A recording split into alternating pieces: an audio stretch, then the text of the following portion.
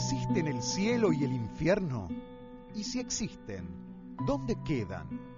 ¿Cómo son? Al nacer, ya sabemos que nuestro destino, al final del camino, será la muerte. Miles son las preguntas sobre nuestra alma. ¿Ascenderá a los cielos o purgará una condena en el infierno? El cielo suele ser interpretado como un lugar de felicidad eterna, poblado de ángeles y héroes. Un espacio donde somos bien recibidos y nos encontramos con nuestros seres queridos. En cambio, el infierno nos remite a nuestros peores miedos, a la oscuridad permanente y a la sensación de una condena eterna a un lugar en donde no queremos estar. ¿Qué destino le espera a nuestra alma al morir? ¿Existe el más allá? ¿O es solo una construcción cultural para soportar el miedo a la muerte?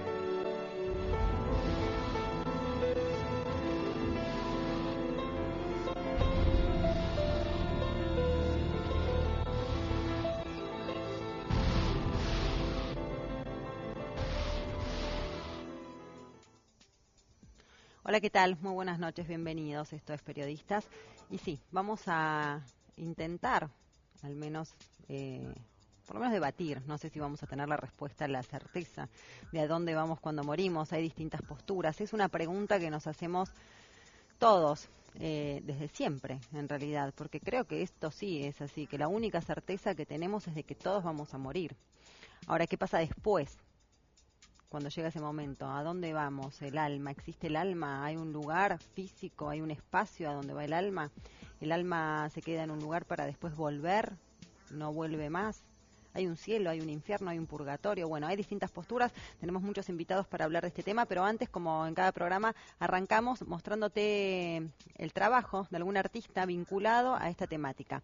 En este caso, ahí ya estás viendo imágenes de Hilma af Klint, una pintora, una artista sueca, que la elegimos porque en realidad ella, su intención siempre fue ir como más allá de lo que este plano de existencia te permite, entonces buscaba un más allá en forma permanente. Y como vamos a hablar de alguna manera del más allá, me parece que cerraba perfecto empezar el programa con Hilma af Klint, sueca, te decía, nació en 1862 y murió en 1944. Así que nuestra invitada artista de hoy es Hilma.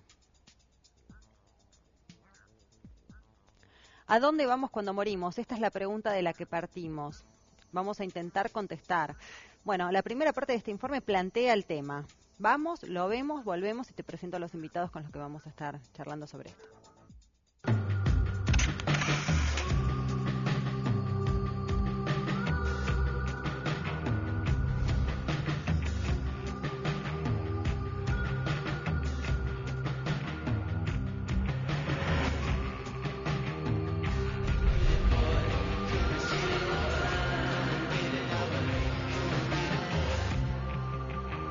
¿A dónde vamos cuando morimos?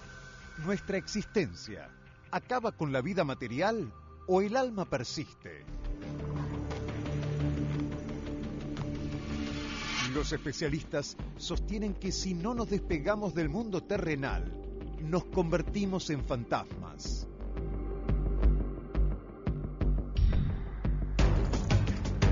A todos nos llega una elevación espiritual.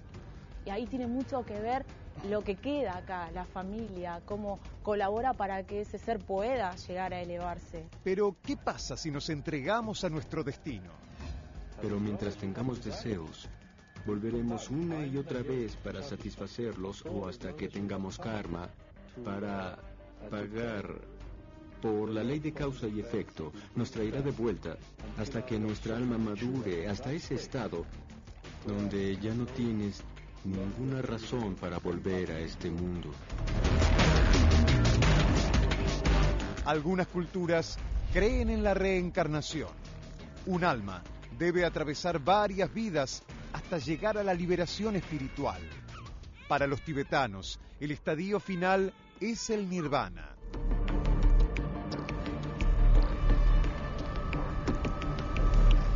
Sin embargo, los judíos cabalistas afirman que tras un largo camino, las almas se reúnen con Dios. La palabra vida en hebreo, Hayim, es un plural sin singular. Cuando decimos Hayim, decimos vidas. Entonces, de acuerdo a la actitud del alma, el alma se eleva o desciende por los mundos. Con el cristianismo nació la idea de la resurrección. Después de este mundo, uno despierta a la vida eterna. Los buenos van al cielo, los malos al infierno, y quienes no están del todo puros tienen un lugar especial. Quien no muere en pecado mortal no merece el infierno, pero tiene pecados veniales, con los cuales no se puede entrar en el cielo. Esos son los que van al purgatorio.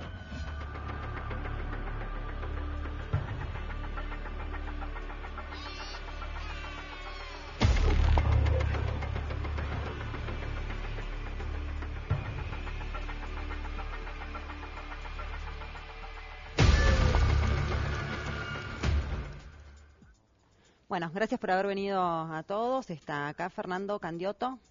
Bien. Profesor y facilitador de metafísica, Grupo de Metafísica de Buenos Aires. Así es. O sea, sos metafísico. Sí. Perfecto. Bueno, ya vamos a arrancar. Los voy a saludar a todos, les doy la bienvenida a todos. Teodoro Krieger, bien. Profesor y estudioso de la Cábala. ¿De Cábala? Bien, gracias por venir. Buenas noches. Buenas noches. Sigo dando la vuelta. Jorge Fasari, bien. Teólogo, laico. Y profesor de teología de la Universidad Católica Argentina. Gracias por venir, buenas noches. Y Alejandro Parra, parapsicólogo, gracias por venir, buenas noches. Y ya que estamos, arranco de este lado con la pregunta que planteamos en el informe: ¿a dónde vamos cuando morimos? Bueno, en principio es una buena pregunta. El tema es quién tiene la respuesta, porque hasta donde sabemos, en realidad, la muerte básicamente es un proceso, primero desde el punto de vista clínico-médico, y hasta donde la ciencia materialista nos enseña, el proceso de nacimiento y muerte es el segmento, de alguna manera, que inicia y con el cual termina la vida, ¿no? Respecto a dónde vamos cuando morimos, en realidad hay tantas respuestas como doctrinas, dogmas, religiones, cultos, sectas, y todo tipo de sabidurías en torno a este problema. O sea, no habría una única respuesta. No hay una claro única no respuesta, no, en absoluto. Hay quienes, por supuesto, ¿Vos postulan... qué crees, vos, en lo personal, a dónde vamos cuando morimos? Bueno, me lo vengo preguntando ya hace varios No años. tenés una respuesta. No, pienso que en el último momento quizá me entere.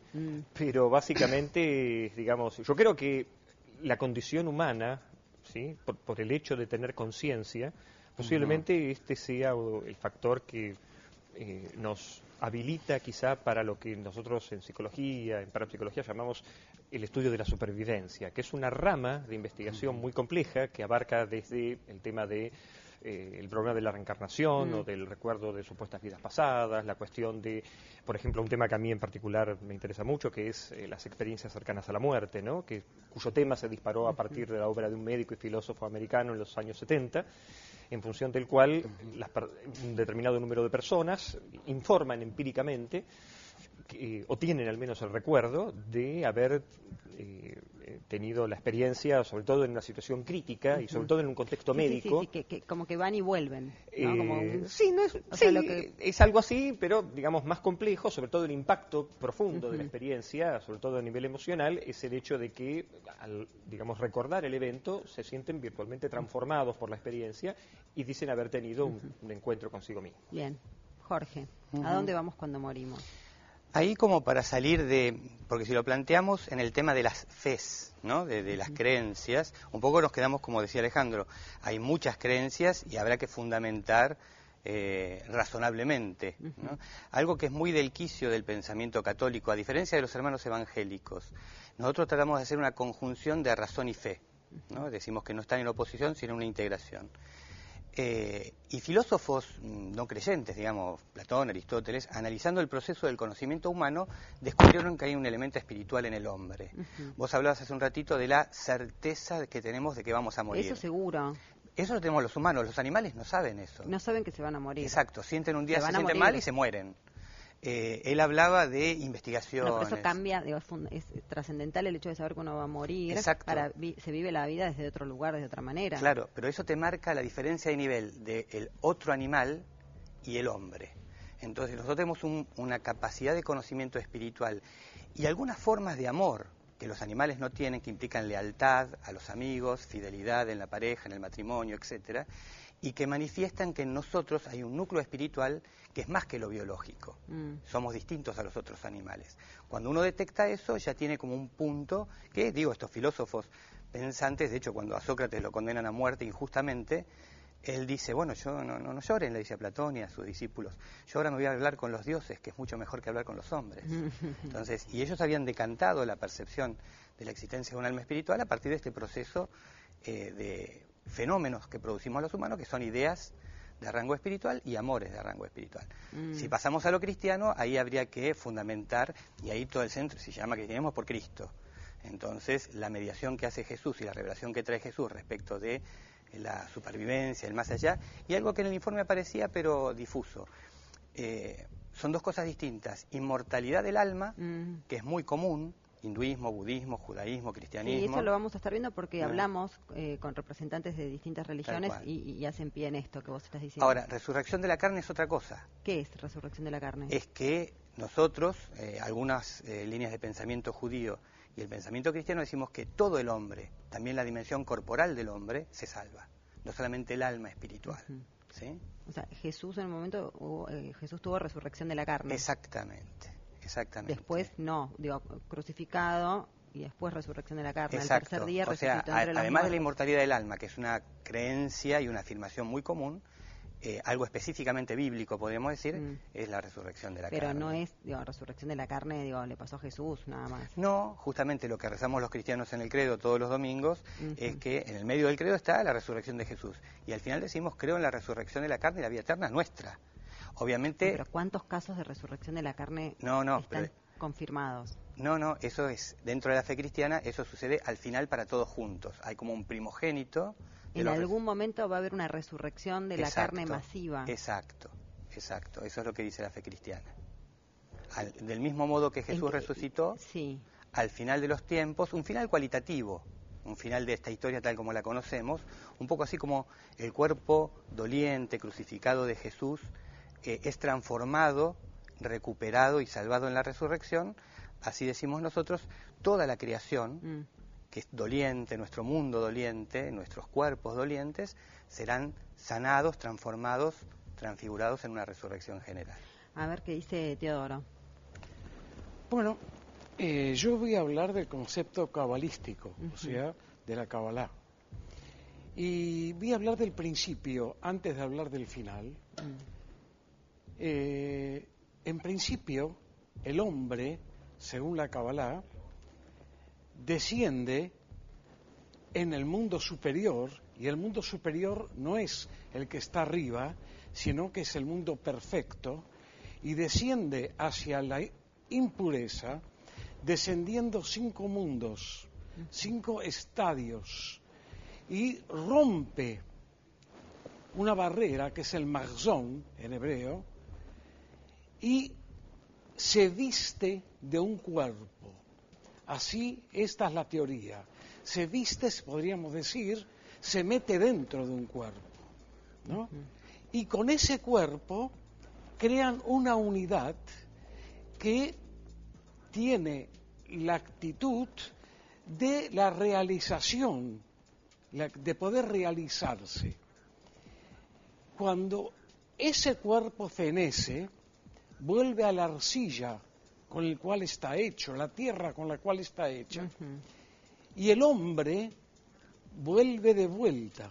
Si el hombre ha logrado elevarse, ha logrado iluminarse no que le ponen un foco, una luz, sino iluminarse en el sentido de tratar de conocer la verdad, de tratar de subir. ¿Y cuál es la verdad que habría que conocer para elevarnos? Y la teoría de la Kabbalah nos habla que se hace muy extenso, por eso hablé de tiempo. No, yo después si no le digo un minutito y seguimos. La teoría de la Kabbalah nos habla de que en un momento determinado, el hombre descubre un punto en el corazón espiritual.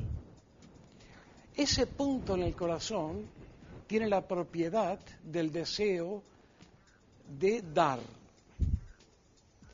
Voy a aclarar que deseo de dar no es desprenderse de lo que uno tiene, sino que es la concepción contraria a el deseo de recibir en forma ilimitada para sí mismo, sin medir las consecuencias.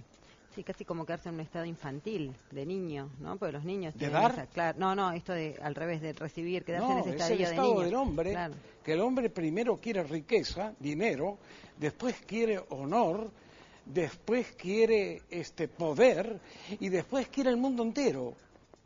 Y después todo lo que tiene alrededor, tiene que ser en servicio de él. Y es la búsqueda continua del placer, que no sé si lo van a conseguir de esa manera. No conozco a nadie, por más riqueza, por más honor, por más poder que tenga, que haya logrado la felicidad. No sé, a lo mejor ustedes conocen alguno. Dígamelo, porque yo no. Yo veo, miro, leo, nada que ver. Me remito al rey Salomón, que llega al final de su vida y ¿qué dice? Dice que todo es vanidad, nada vale la pena. ¿Y qué más que el rey Salomón, que tuvo todas las mujeres que quiso, tuvo todo el poder que quiso, toda la riqueza, y nos viene a decir de que no puede transmitir nada y de que no vale la pena todo lo que hizo y está amargado, desilusionado? Y entonces... Bueno, vamos a ver desde la metafísica, Fernando, ¿a dónde vamos cuando morimos? Bien, lo primero que pasa cuando morimos es que no nos morimos, porque la vida es eterna y el espíritu en el ser humano es una chispa de la divinidad. Y como Dios es eterno, nuestro espíritu, que es imagen y semejanza de Dios, una chispa misma, una célula dentro del cuerpo de Dios, es igualmente eterno, no tiene principio ni tiene fin. Existen en el universo 7 planos de manifestación que son 7 estados de materia diferentes, que se organizan desde los más densos, como el plano físico, a los más sutiles, que generalmente los llamamos planos espirituales. El ser humano o nuestro espíritu divino tiene un cuerpo para manifestarse en cada uno de esos planos. Y el más denso de los cuerpos que tenemos es el cuerpo físico. El cuerpo físico viene a ser un instrumento o un vehículo a través del cual nuestro espíritu se manifiesta y puede experimentar lo que es la materialidad y evolucionar, vivir en este plano físico. Cuando nosotros morimos o cuando el cuerpo físico deja de existir, colapsa, entonces lo que ocurre es que la conciencia pasa del cuerpo físico a cuerpos más sutiles que tienen diversos nombres, como el cuerpo etérico o el cuerpo astral, sí, que son los cuerpos que tenemos en los diversos planos más sutiles de existencia. Pero, ¿qué es esa conciencia? O no sé, ¿qué es? O sea, es una cualidad propia de nuestro espíritu. Es una cualidad, o sea, no es algo tangible, no es algo que es una energía. Conciencia es lo que vos sos. Es lo que te permite darte cuenta de que existís, de que estás aquí, de que estás sentada, que estamos conversando. Nosotros somos nuestra conciencia. Acostumbramos a pensar o a decir que somos un cuerpo físico y tenemos alma, o tenemos espíritu, y es al revés. Nosotros somos un espíritu y tenemos cuerpos. Claro. Entonces, cuando el cuerpo... Estamos tan pegados al cuerpo que creemos que somos el cuerpo. Entonces, lo que ocurre es que la conciencia... Cuando nacemos y encarnamos, está tan, como vos decís, interpenetrada con el cuerpo, identificada con el cuerpo físico, que tendemos a creer que somos el cuerpo físico. Pero podemos ver que el cuerpo físico no es permanente, no es eterno, está de hecho cambiando continuamente. Si vemos una foto nuestra de hace 20 años, nos podemos dar cuenta que hemos cambiado, nos hemos ido transformando. Y ese cuerpo eventualmente va a dejar de existir porque es un accidente en nosotros, es un instrumento que como espíritu estamos utilizando para evolucionar en este plano, y cuando ese instrumento deja ser de útil, porque por ejemplo, o por una enfermedad o por el envejecimiento, ya no le es útil al espíritu como un medio para expresarse en el cuerpo físico, entonces ese espíritu necesita abandonar ese cuerpo y procurarse uno en mejor estado, uno nuevo. Nosotros tenemos un informe preparado acerca de qué es el alma. que me parece que sería interesante que lo compartiéramos, porque yo no sé si cuando vos hablas de conciencia o cuando él también habla de los distintos estadios, estamos hablando del alma. ¿La conciencia sería el alma? La conciencia es el alma. La conciencia pura es el alma.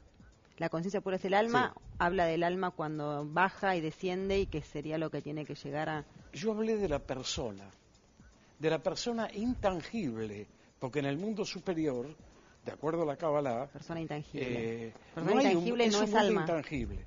Pero nosotros, si hablamos de alma, nosotros vemos un alma con diferentes formas. Uh-huh. Una de las formas que nosotros les llamamos nefesh es la que se dedica prácticamente al cuerpo. Es la que se preocupa del cuerpo. Porque el cuerpo es sagrado al mismo tiempo que el alma, y tenemos la misión de cuidarlo, pero no podemos vivir para el cuerpo, porque si no entramos en una situación, la gente lo dice, hay un hecho aberrante y la gente ¿qué dice? Dice, este es un desalmado, no tiene alma.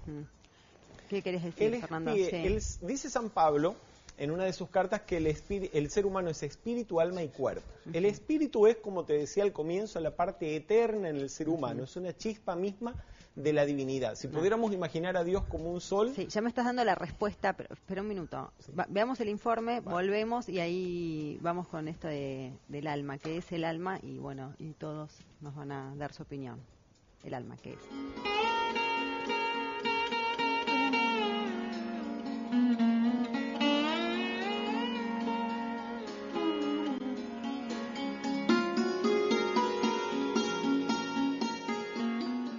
¿Nuestra esencia vive por siempre o desaparecemos cuando morimos?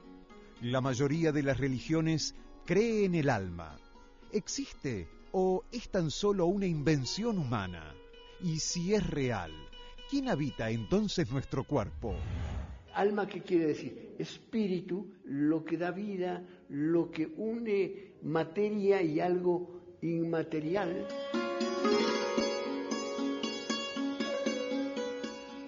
¿Alma y cuerpo forman parte de lo mismo o la carne es una prisión momentánea? Según Platón, el alma vive en constante conflicto por su unión a lo físico. Un gran sector del cristianismo sigue esta línea de pensamiento.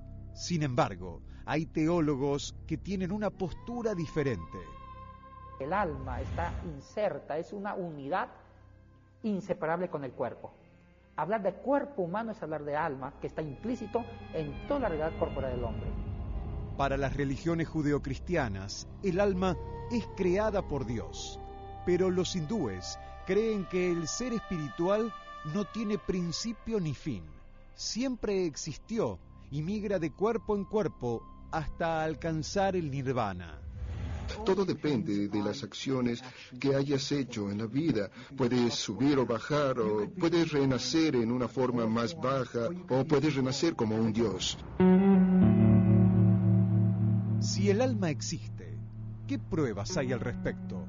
A principios del siglo XX, un médico estadounidense creyó tener la respuesta. Duncan McDougall pesaba los cuerpos de sus pacientes vivos y luego cuando estaban muertos. La diferencia rondaba siempre los 21 gramos. Sin embargo, cuando hacía la prueba con perros, no había variación. ¿Habrá descubierto la sustancia del alma o fue pura casualidad? Imponemos un alma incluso en las formas abstractas. Se trata de un instinto muy nuestro. El alma no se ve. El alma no se toca. Muchos niegan su existencia, pero millones de personas tienen infinita fe en ella. ¿Están en lo cierto o es una respuesta al miedo que tenemos de que después de la muerte no haya nada?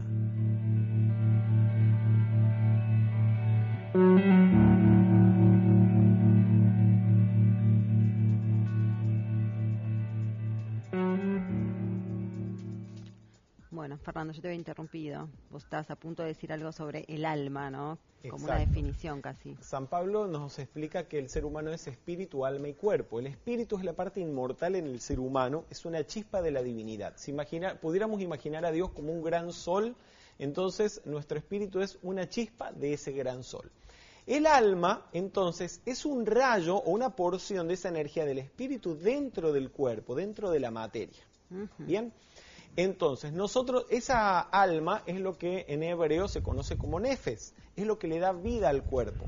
Esa alma, en el caso del cuerpo físico, se ancla e irradia su energía en el cuerpo físico a partir del corazón. Cuando se retira el alma del corazón, el corazón deja de latir y sobreviene la desencarnación, es decir, dejamos el cuerpo carnal. Podríamos decir que el alma no muere. El alma es como parte del espíritu mismo, es eterno, no tiene principio ni tiene fin. Y es nuestra conciencia. O sea, lo que te permite pensar, sentir, darte cuenta de las cosas. Lo que le da vida al mismo cuerpo físico es el alma. Cuando el alma se retira del cuerpo físico, el cuerpo físico es solamente materia que estaba dando forma a este cuerpo gracias a el poder cohesivo del alma, esa energía cohesiva e inteligente del alma. Cuando el alma se retira, el cuerpo, o la materia que lo forma, se disgrega. Le quiero preguntar a Jorge, ¿qué es el alma? En el pensamiento cristiano es, digamos, una conjunción. De hecho, hablar de cuerpo y alma no es lo más apropiado, según habría que hablar de espíritu y materia. O de alma y materia. Él habló de espíritu, cuerpo y alma, de las tres cosas. De la carta vos eliminás el tema alma y dejás solamente espíritu y cuerpo. Claro, ese texto de Pablo nosotros lo interpretamos como que espíritu es el alma abierta a Dios y alma, un poco como decía Teodoro, vivificando el cuerpo. Pero, o sea, el término espíritu vendría a ser en este caso lo mismo que alma. Exacto, sí. Y esos dos coprincipios configuran el cuerpo humano viviente. O sea, espíritu y materia son el cuerpo humano viviente. En ese sentido, el pensamiento bíblico es muy unificador del ser humano. Y por eso también la derivación de la resurrección de la carne como una consecuencia necesaria de esa bondad total que tiene el hombre. Espíritu y materia, el cuerpo humano viviente. Y eso, un poco también como decía Teodoro, vamos al principio. Dios creó todo. Creó el cielo y la tierra, el alma y el cuerpo. Amás al hombre con barro, dice el texto bíblico de una manera muy plástica, y lo sopla con un aliento de origen divino y el hombre resulta vivificado. Dios es el causante de la totalidad.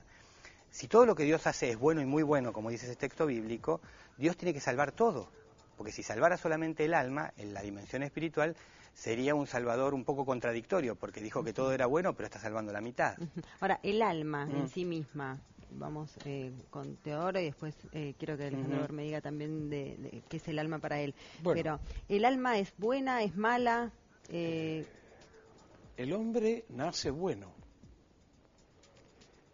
Lo que pasa que nosotros tenemos que ver la posibilidad de que haya una realidad intangible, donde haya una realidad que nosotros no podemos concebir de algo que no podemos tocar y no podemos tampoco percibir. Que para poder percibirlo necesitamos otro tipo de sensaciones que tenemos que adquirirlas. Pero vos considerás que el alma en sí misma es buena. El alma es buena. Le quiero preguntar a Alejandro si cree que el alma es buena en sí misma, el alma es mala, el alma se va poniendo mala con el vivir. En primer lugar, lo que habría que preguntarse es si realmente el alma existe. O sea, a ver, me voy a posicionar, ya que cada uno se está posicionando en un modelo, claro. Y yo me voy a posicionar en un modelo científico clásico. A ver, vamos a representar, vamos a hacer, no sé si el abogado del diablo o de Dios, pero la cuestión es así. Para la ciencia actual, digamos, el alma no existe, claramente. O sea, nosotros vivimos en un, como decía Thomas Kuhn, un filósofo americano, nosotros vivimos en un paradigma. Nuestro paradigma es un paradigma básicamente monista materialista. O sea, para la ciencia, el cerebro es de alguna manera el creador de todas nuestras ideas, pensamientos e incluso nuestras propias creencias, algunas de las cuales estamos exponiendo aquí. Ahora, el punto es y para la ciencia es un verdadero desafío, un concepto que se llama el dualismo en ciencia, que plantea justamente la existencia de un mundo material y un mundo inmaterial, ¿sí? O sea, si de alguna manera, además de nuestra masa encefálica que nos produce pensamientos, ideas, creencias, etcétera, también existe lo que llamamos mente, y si la mente es un subproducto del cerebro, tal como la ciencia actualmente lo plantea, ¿no? Y lo continuará planteando durante los próximos siglos probablemente, porque las neurociencias avanzan en esa dirección, o sea, avanzan paradójicamente en contra de todo lo que estamos planteando aquí, en el sentido de que básicamente, digamos, la idea de que existe el alma o el espíritu es una posición acerca de la cual, digamos, no hay una respuesta hasta ahora totalmente aceptada. Lo que sí tenemos es evidencias, o al menos algo empíricas, subjetivas, incluso hasta especulativas, que a veces alimentan una doctrina o una sabiduría o un sistema de pensamiento religioso, en función del cual es posible la existencia de la reencarnación, o es posible la supervivencia del espíritu, o cosa similar, en función de lo cual, por ejemplo, hay casos, lo voy a decir muy rápidamente, casos de niños que cuando nacen y cuando incluso comienzan a crecer y hablar, relatan haber vivido una vida anterior, y cuando se coteja esa información aparece un enorme número de coincidencias, e incluso aparentemente marcas de nacimiento en torno a la supuesta muerte de la persona en su vida anterior, etcétera. El espiritismo, por ejemplo, ha sido una doctrina que ha planteado en contra, no en contra, sino, digamos, en forma revolucionaria, la idea de que los médiums se pueden contactar con entidades desencarnadas y comunicar cierta información a través de los muertos o de los fallecidos. O sea que, en síntesis. Pero para vos el alma no existe. Desde la postura que vos te estás parando, digamos, es escéptica. Escéptica filosóficamente hablando, ¿no? Sí. Escéptica en el sentido, no sabemos si existe o no existe. Lo que sí sabemos es que a lo largo de la evolución humana, el ser humano evolucionó biológicamente en su corteza cerebral con es un primate que tiene ideas trascendentalistas. En función de lo cual, de alguna manera, nos hemos constituido como homo religios, o sea, seres humanos que tenemos una percepción trascendental. Y esa percepción trascendental es la que nos permite tener una moral, una ética y una conducta en determinado sentido de la vida. Gracias. Quería preguntarle a Fernando esto de si el alma es buena o es mala, que, bueno, me vienen contestando cosas distintas. Como te digo, no podemos separar el espíritu del alma porque el alma es un rayo o una porción del espíritu dentro de la materia. Pero viene buena, o eso viene, es algo... Okay. ¿Es Nuestro buena espíritu o...? es divino. Y esencialmente, así como una célula, vemos hoy por la clonación, ¿no? Que a partir de una célula del cuerpo humano se puede llegar a desarrollar todo un cuerpo completo. Igualmente, a partir de un espíritu, ese espíritu, desenvolviendo sus cualidades inherentes, puede convertirse en un creador, imagen y semejanza de su Padre, que es Dios. Es decir, nuestro espíritu tiene en esencia, potencialmente, todas las cualidades de la divinidad. Y la razón por la cual el espíritu hace descender una porción de su energía, de su ser, que es el alma, a los planos inferiores, es para evolucionar, desenvolver conciencia de los diferentes estados de materia y manifestar esas cualidades divinas del espíritu o de Dios en cada uno de los planos. Entonces, así como un niño que va al colegio en un solo día de clases no puede aprender toda la matemática, toda la tiene literatura, que ir por niveles. Sí. Exactamente, que se puede aprender Pero no me contestaste si nacemos buenos. Él dice nacemos buenos directamente, dijo Teodoro. Somos esencialmente buenos.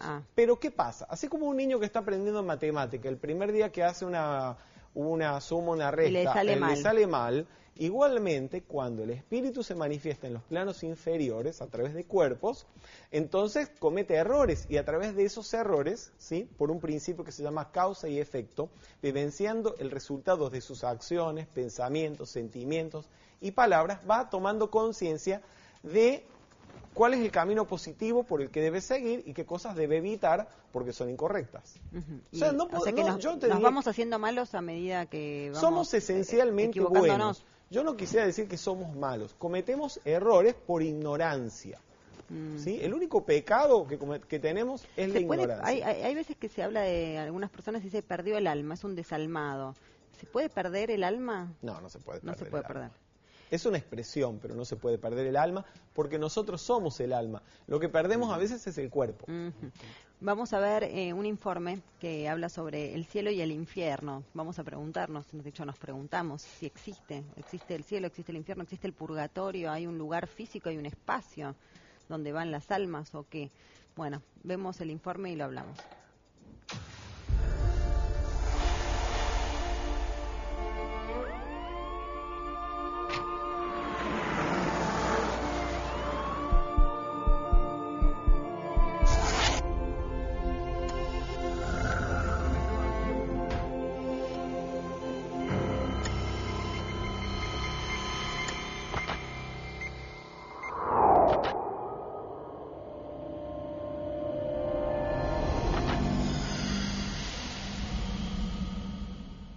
¿Existen el cielo y el infierno?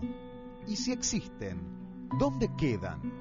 ¿Cómo son? Al nacer, ya sabemos que nuestro destino, al final del camino, será la muerte.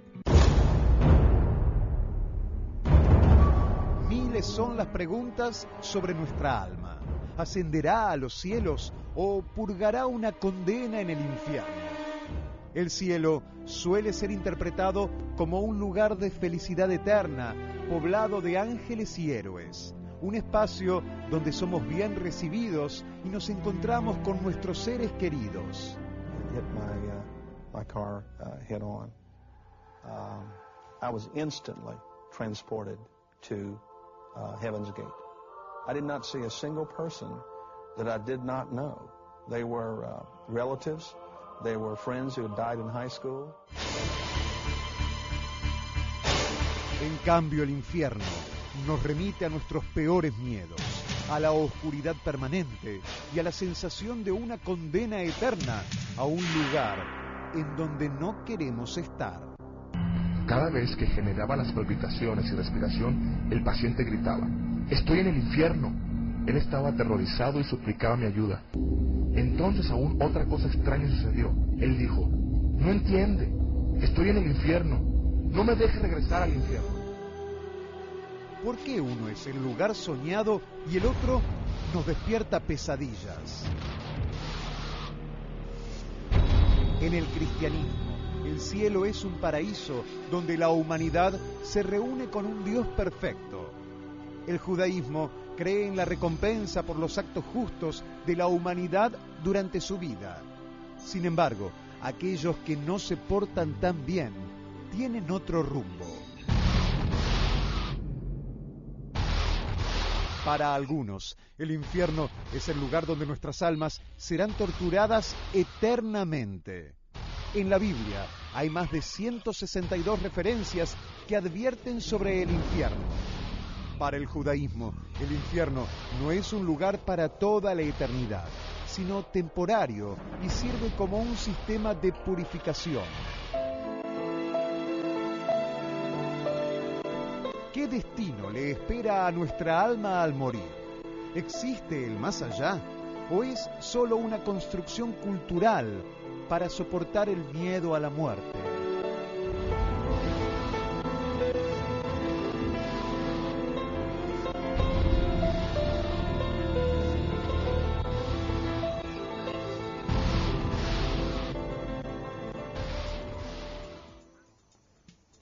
Bueno, cielo, infierno y purgatorio, ¿no? ¿Existen, no existen?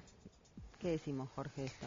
Ahí ya pasamos al plano cristiano, entonces es lo que decía yo hace un ratito, la mediación de Jesús, que nosotros creemos es el Hijo de Dios, y que de alguna manera, a mí me gusta poner ejemplos concretos cuando hablo con los alumnos, ¿no?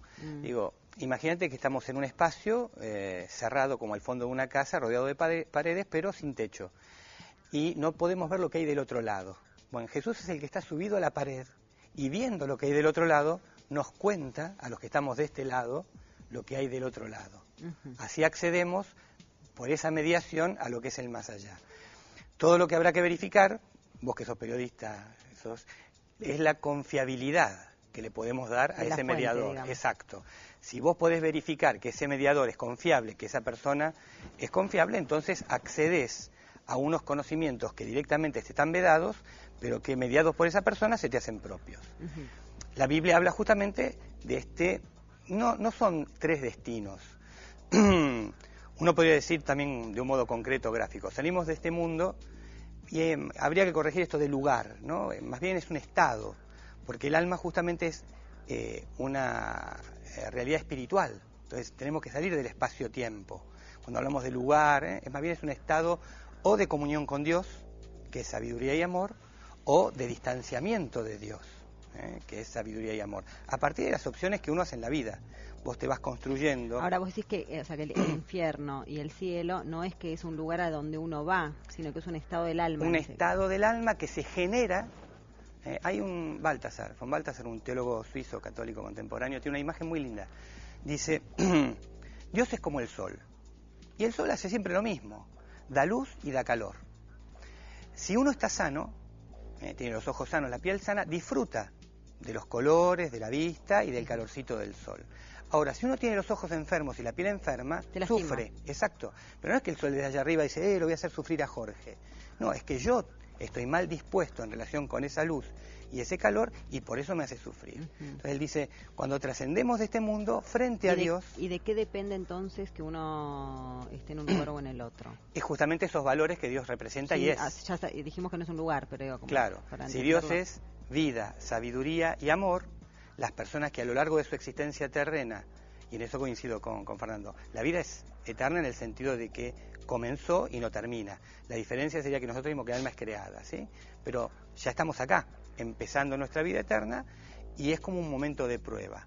Si vos vas eligiendo a lo largo de tu existencia terrena, este periodo terrenal, vida, sabiduría y amor, y te reforzás en la opción por esos valores, desembocas frente a un Dios que es vida, sabiduría y amor, y disfrutás. ¿Y qué sería el purgatorio en este caso? Y el purgatorio sería una posibilidad para la persona que hizo opciones en favor de los valores, pero no siempre coherentes, de terminar de reforzar definitivamente su opción. Un ejemplito que yo le digo a los chicos, suponete que tenemos un partido un sábado a la tarde y un cumpleaños a la noche. Se va atrasando el partido por culpa de una lluvia que no sabíamos si jugamos o no jugamos. Finalmente para la lluvia decimos, vamos a jugar. Pero terminamos demasiado tarde y ya es la hora del cumpleaños. Si vamos todos así embarrados como salimos de la cancha, nos van a recibir igual porque son nuestros amigos y no nos van a dejar afuera. Pero nos vamos a sentir mal nosotros, porque no estamos igual que todos, preparados para la fiesta. Más vale, vamos a casa, nos damos una ducha, nos cambiamos, llegamos un poquito más tarde, pero llegamos en condiciones de disfrutar a full de la fiesta. Entonces, un poco la idea del purgatorio es aquellas opciones que no hayan ido en la línea de estos valores, se las puede purificar en el alma esas incoherencias para entrar a la fiesta del cielo completamente en condiciones de disfrutarlo. ¿Y de qué manera, estando en el purgatorio, porque en este caso vas, te duchás y te limpias? ¿Cómo sería la purificación? Ahora, ¿cómo es la purificación en el purgatorio? ¿Qué tengo que hacer para ser purificado? Sí, ahí también Baltasar me gusta, tiene una linda teoría. Dice, a lo largo de esta vida nosotros conocemos a Jesús por la fe. Ahora, salimos de esta vida y es la primera vez que lo encontramos cara a cara.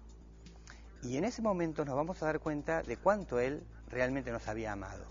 Si nosotros a lo largo de nuestra vida terrenal fuimos fieles a ese amor y le respondimos a la altura de lo que Él se merecía, cuando nos encontremos con Él va a ser un encuentro maravilloso.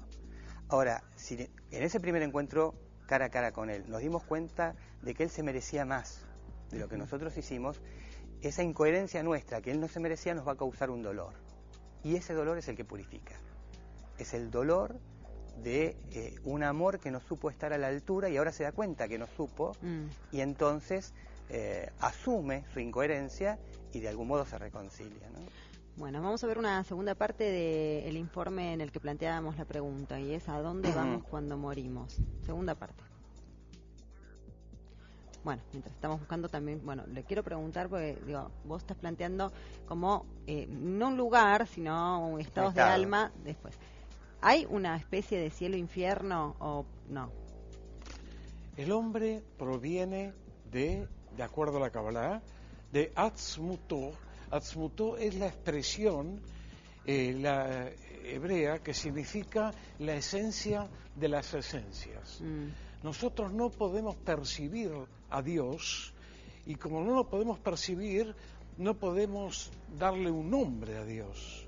Entonces, hablamos de esa manera. Pero no es que nos morimos y hay un premio castigo con esto del estado del alma en un infierno así. Sí. De acuerdo a un libro que se llama Tratado de las 10 Luminarias, o Talmud Eser Sefirot, que lo hizo Bal Azulam, el hombre proviene, es parte de Dios, proviene de Dios, y de acuerdo a su forma de corregirse, puede volver a ser parte de, o ser él mismo y volver a la tierra. Teóricamente, en ese caso sería lo que para ellos es el infierno. Sí. El que vuelve a la tierra vuelve al infierno. Es parecido. Bueno, es parecido. Para como graficándolo. Bueno, vamos a ver la segunda parte de a dónde vamos cuando morimos. Dale, la vemos. Religiones podemos saber sobre el más allá. Algunos parapsicólogos aseguran haber recogido información de primera mano. Los muertos. Los testimonios fueron tomados durante sesiones de espiritismo. Al parecer, después de este mundo, se parte a un plano astral.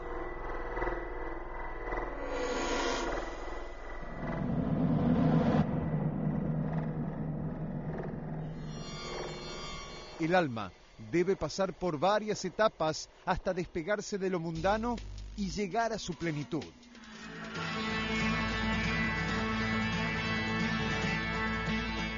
Muchos creen en la vida más allá de la muerte. Sin embargo, algunos dudan y se angustian. Otros directamente la niegan. Bien, Fernando, veníamos hablando de cielo, infierno, purgatorio. Sí. Bien. ¿Hay algo de eso o no? Hay algo de eso. Cuando uno desencarna, te decía, la conciencia pasa del cuerpo físico a cuerpos más sutiles y a planos más sutiles. Entonces, lo primero que ocurre cuando la persona desencarna es que se inicia un proceso de retrospección donde el individuo, donde delante de la conciencia van pasando imágenes y va experimentando nuevamente todas las acciones, pensamientos y sentimientos que experimentó en su vida y que le hizo sentir a otros. Primero, como que es como una película, como una peliculita en retrospectiva, desde el momento en que falleció la persona al momento del nacimiento. Entonces, lo primero que esa alma va a percibir y a sentir es lo negativo que hizo, que pensó, que dijo, que sintió y lo que le hizo sentir a las demás personas. ¿Esto con qué objetivo? Con el objetivo de concienciar los errores cometidos en la vida para en un futuro no volver a cometerlos. Esto es lo que se puede llamar un purgatorio. Claro, eso sería un estado de purgatorio. Que es un estado de conciencia donde uno sufre lo que le hizo sufrir a los demás y es también un plano de manifestación o de conciencia que es el plano astral inferior. Una vez que esa retrospección de lo negativo concluye, la conciencia pasa a planos más sutiles, al astral superior, eventualmente al mental, donde al revés va a vivenciar, pero esta vez todo lo bueno y lo positivo que le hizo a los demás, que sintió. Primero lo malo. Primero todo lo negativo, lo va a vivenciar. ¿Para qué? Para concienciarlo. Y luego va a concienciar todo lo bueno y lo positivo. Ahí estaría en el cielo. Ahí comienza a vivir en planos celestiales, ¿sí? Y una vez que este periodo de concienciación por medio de la retrospección, tanto de lo negativo como de lo malo que se ha hecho, concluye, entonces el alma continúa su evolución en esos planos más sutiles, porque como alma nosotros no solamente aprendemos en el plano físico cuando tenemos un cuerpo físico, bueno, también evolucionamos en otros planos. Decías 7 niveles. En 7 niveles. Si no se evoluciona, que se vuelve, como por ejemplo planteaba Teodoro, o sea, es el que vuelve acá, a encarnar acá, en este plano de existencia. Sí, todavía hay cosas que no hemos aprendido en el plano físico, en la escuela de la Tierra, podríamos decirlo, es necesario que como almas volvamos a reencarnar, así como un niño vuelve al colegio. Y repite de grado. Y pasa, no solo repite de grado. Un niño en un solo día de colegio, te decía en un momento, no aprende toda la matemática, necesita durante años asistir a la escuela primaria, a la secundaria, a la universidad para aprender todo lo que el sistema educativo le puede enseñar. Igualmente el alma necesita venir, o sea que tenemos que venir varias veces, decís. Cientos de veces, hasta que logra desenvolver a plenitud esas cualidades divinas que son la esencia de su ser, y cuando lo logra se libera de esa rueda de reencarnaciones, no necesita volver a encarnar y se une con su espíritu, que es la unión con Dios, de la que de alguna manera y hay una cantidad de veces que se puede venir y después ya no se puede venir más. aprender acá? Bueno, se hablan de diferentes números, pero yo creo que no es importante eso. Sí son centenares de veces. Y depende de, así como un niño en el colegio, ¿no? Hay quienes hacen un esfuerzo mayor y pueden terminar en la universidad en 5 años, otros lo hacen en 3 y otros lo hacen en 10. Todo depende del esfuerzo que el alma haga por cumplir con su plan divino de perfección, cuántas encarnaciones va a necesitar para cumplimentar todo ese aprendizaje en la escuela de la Tierra y eventualmente poder ascender a planos superiores de existencia. Bueno, quería ver si podemos compartir y escuchar las distintas, porque hablamos con las distintas religiones, con el Islam, con el judaísmo, el catolicismo y también con el budismo, y les preguntamos a dónde vamos cuando morimos, y digo, me parece que está bueno porque engloba un poco todo lo que venimos hablando, pero pura y exclusivamente desde lo religioso, así que me parece muy interesante la respuesta que dan desde, bueno, no sé si desde distintos dogmas, porque el budismo dice que no es dogmático, pero bueno, desde los distintos puntos de vista religiosos.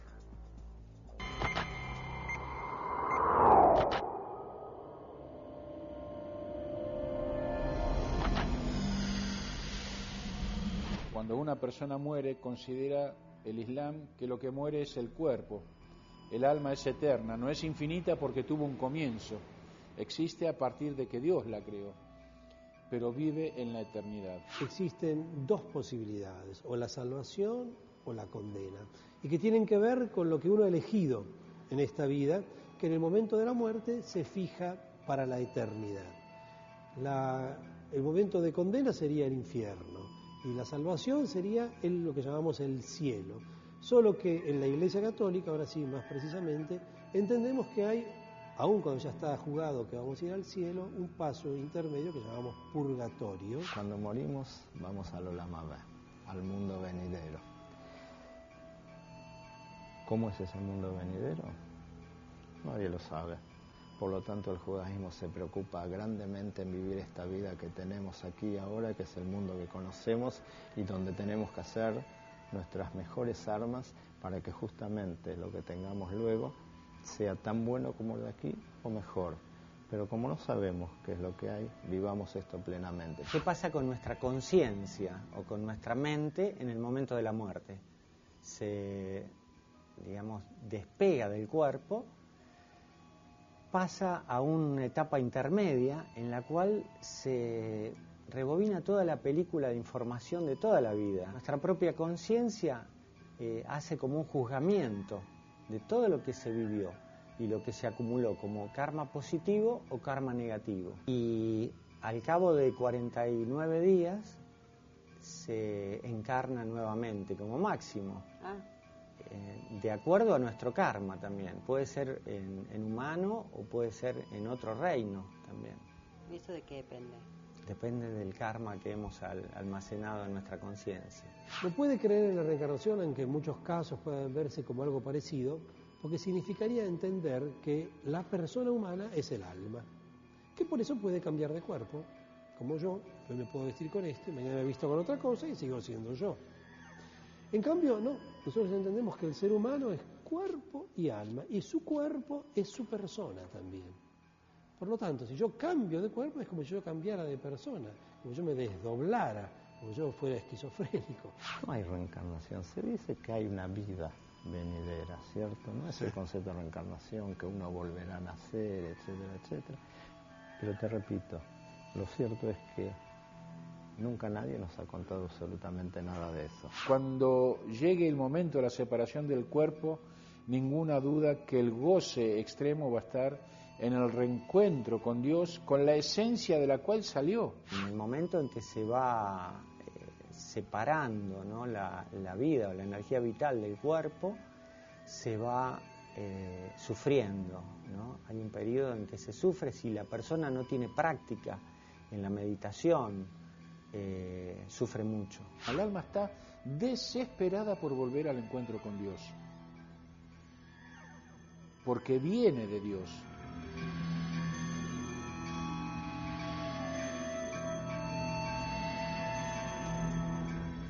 Bueno, nos queda un minuto nada más y decías, esta es la angustia existencial de todos, decías recién.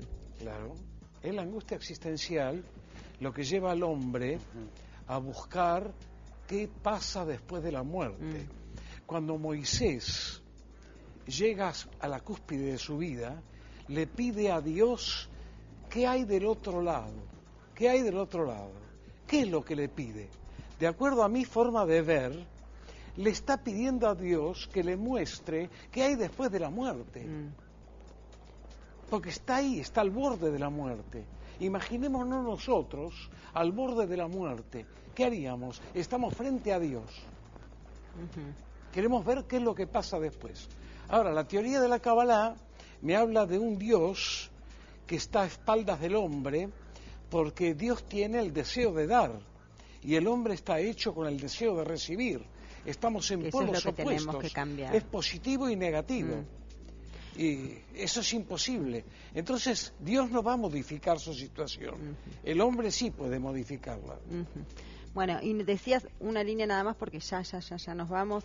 Vos decías que en realidad sí hay gente que puede contar cómo es el tema de la muerte. Que volvió. El Buda hay un libro dentro del Buda Dharma, pero es el Buda. Pero tenemos el caso del Dalai Lama, de Kalu Rinpoche, de muchos maestros dentro del budismo tibetano. Por ejemplo, se conocen los tulkus, que son reencarnaciones de altos lamas, y existen actualmente encarnados muchos de ellos.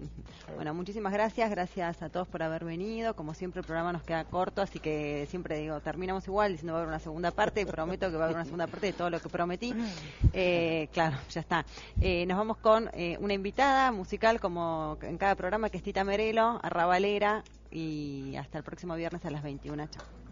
Hasta luego. Mi casa fue un corralón de arrabal bien proletario, papel de diario el pañal del cajón en que me crié, para mostrar mi blasón, pedigré modesto y sano. Oiga, che presente, me soy feliz arroberano, tanto gusto y no hay de arrabalera, como flor de enredadera que creció en el callejón.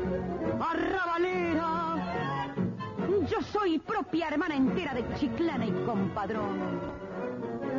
Si me gano el morfi diario, ¿qué me importa el diccionario ni el hablar con distinción?